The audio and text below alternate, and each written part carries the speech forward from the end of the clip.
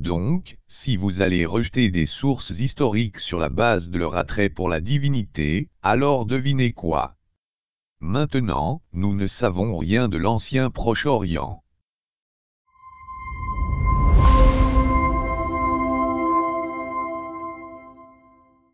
Certains se disputent, votre histoire biblique ne peut pas être vraie, car elle attribue les événements à Dieu.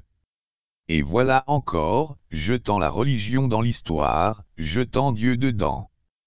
Puisque vous attribuez la causalité des événements directement ou providentiellement à Dieu, vos récits ne peuvent pas être de l'histoire. Nous ne croyons pas que cela cause l'histoire.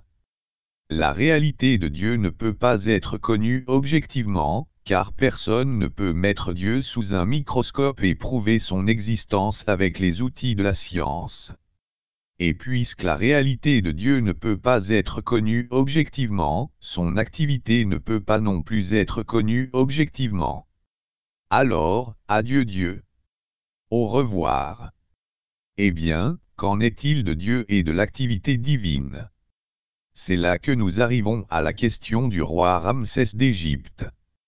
Qu'avez-vous remarqué en lisant le récit de Ramsès à la bataille de Kadesh? Que fait Ramsès plus d'une fois dans son récit de la bataille? Sinon son scribe. De toute façon, que fait-il? Ramsès a un ego gonflé?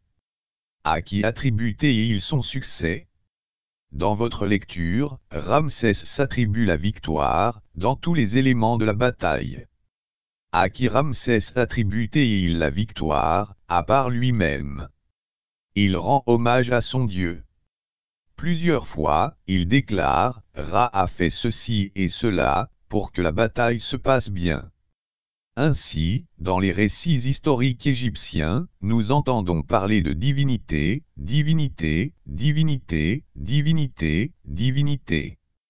Les écrivains anciens parlaient de leur divinité comme active dans toute leur véritable histoire. Eh bien, pourquoi les historiens de l'Antiquité acceptent-ils que la bataille décrite dans la stèle de Kadesh soit une donnée historiographique légitime? Direz-vous que nous ne pouvons pas l'accepter comme histoire vraie parce qu'elle parle aussi des dieux? Comment peut-il être une source historique fiable?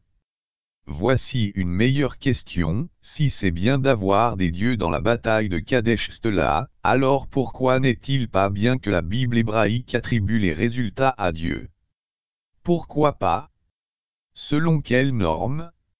Ce petit livre présenté ici, intitulé History and the Gods, par Bertel Albrechtson, est un essai sur l'idée des événements historiques en tant que manifestation divine dans l'ancien Proche-Orient et en Israël.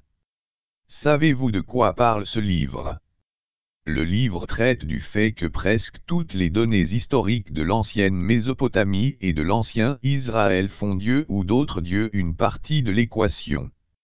Donc, si vous allez rejeter des sources historiques sur la base de leur attrait pour la divinité, alors devinez quoi?